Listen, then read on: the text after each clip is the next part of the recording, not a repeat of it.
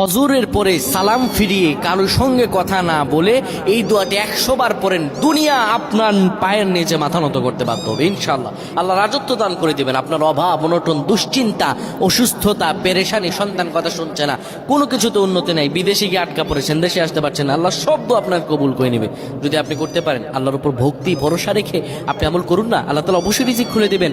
আল্লাহ তাআলা আল্লাহু খায়রুর রাজিকিন, আল্লাহ হচ্ছে উত্তম রিজিক দাতা।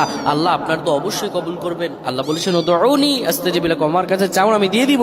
এই কথাগুলো তোমরা শেয়ার করে দিবা, ফ্যামিলি সবার কাছে শেয়ার করবা। তুমি আমল না করো সওয়াব পাবা যদি তোমার একটা কথা অন্য কেউ শুনে আমল করে। আমার প্রিয় ভাইরা, ফজর নামাজের পরে নবীজি কখনোই আমলটা ছেড়ে দিতেন না।